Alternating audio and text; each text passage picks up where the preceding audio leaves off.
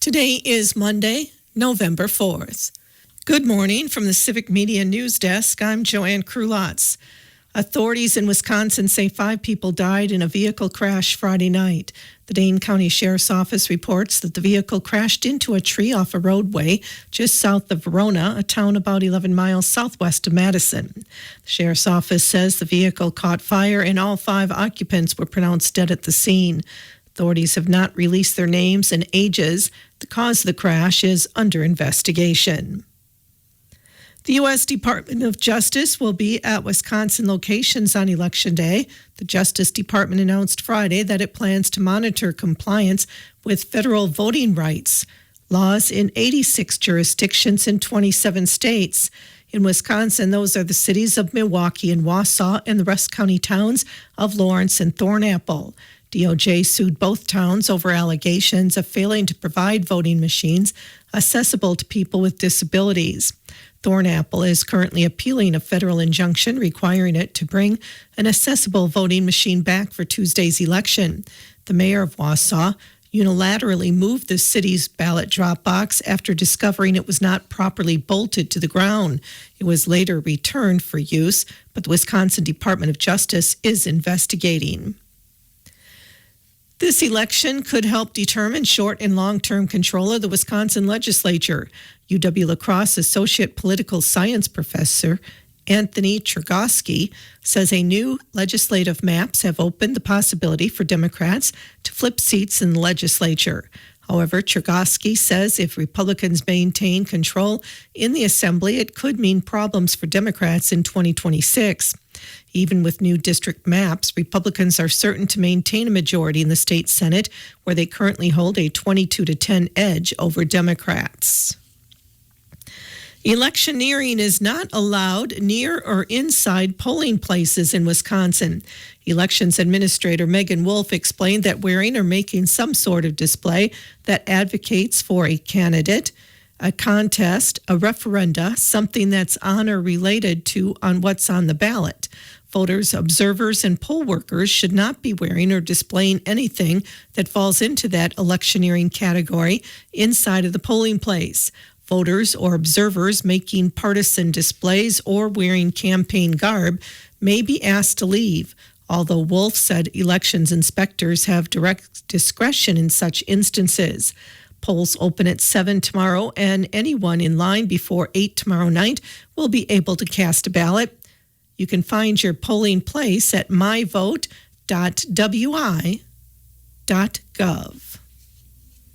The Grant County Sheriff's Office was notified Saturday morning at around 12:30 of a disturbance on Southwest Lane in the township of Platteville.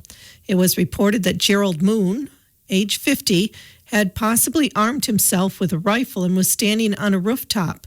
Prior to the arrival of responding officers, it was found that Moon had fled on foot from the residence. A short time later, Moon again presented at the residence and barricaded himself in the second-story loft of a nearby shed. Crisis negotiators from the Southwest Wisconsin Emergency Response Team attempted to get Moon to surrender.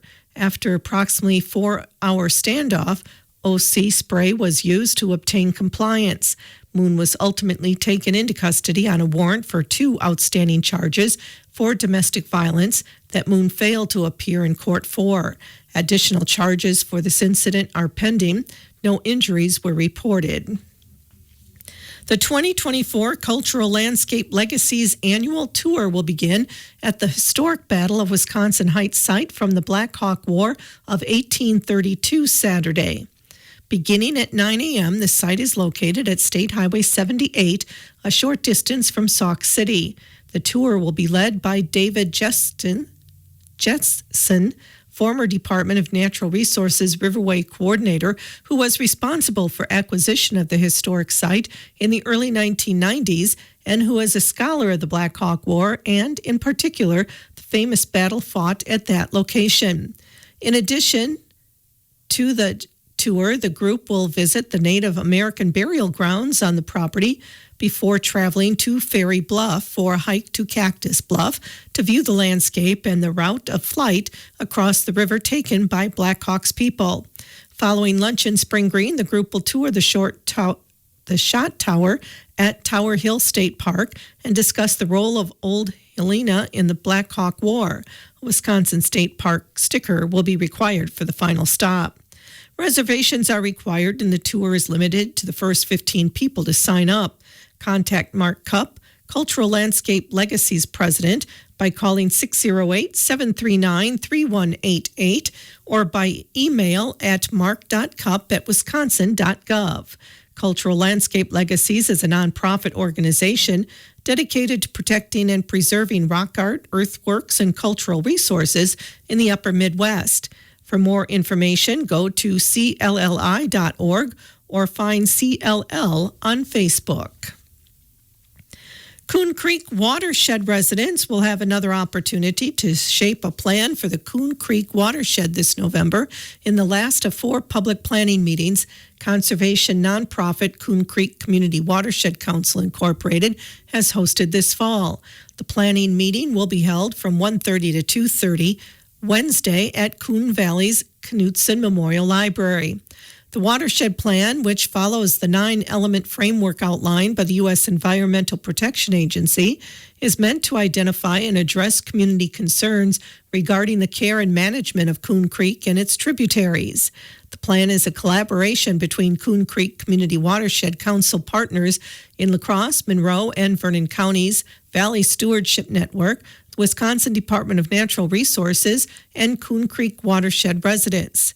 The plan is being completed in 2 parts. The first part, which covers the Timber Coulee Subbasin, is on schedule to move into its implementation phase this June. The second part of the plan encompasses the rest of the Coon Creek watershed and will be completed over the next 3 years with support from a Wisconsin DNR surface water grant. The final meeting in this series will summarize the themes that emerged during community conversations at past events and detail the next steps of the watershed planning process. Coon Creek Community Watershed Council hopes the November 6th meeting will inspire further discussion about priorities for the Coon Creek Watershed Plan and next steps in the planning process. One of these steps will be using mapping tools like the Agricultural Conservation Planning Framework to identify opportunities for conservation practice implementation in the Coon Creek watershed. Material from past planning sessions is available on Coon Creek Community Watershed Council's planning webpage at cooncreekwatershed.org. Those who have missed meetings but still wish to contribute to the plan are encouraged to get in touch with the council by emailing council@cooncreekwatershed.org or by attending monthly council meetings. The next Coon Creek Community Watershed Council meeting will be held Wednesday at the Coon Valley Conservation Club. Dinner will begin at 6, followed by watershed updates and a recap of the fall watershed planning sessions at 6:30. The meeting is free and all are welcome. The Wisconsin Department of Transportation Division of Motor Vehicles now offers an updated motorist handbook that uses plain language principles to deliver driver information to Wisconsin residents that is clear, understandable, and easy to read. This revised motorist handbook focuses on making language simple and straightforward while still providing important information related to the rules for the road and transportation safety. It has been updated to address safety advances built into Wisconsin's road designs, including diverging diamond interchanges, dynamic shoulder use, and roundabouts. The highway sign selection also reflects the most up-to-date sign images. The Motorist Handbook continues to be a vital resource to educate drivers. In addition to covering the driving basics and signs, the online interactive publication explains the process of getting and maintaining a Wisconsin driver license. Important safety topics, including dangerous driving behaviors and tips for handling emergencies, are also addressed. Embedded links take the reader to helpful resources. The Wisconsin DMV continues to make its information accessible to more people. Additionally, Wisconsin DOT's recent website update features enhanced ADA accessibility and a mobile responsive design for even more inclusive customer service. Nearly every DMV service is now available online at wisconsindmv.gov.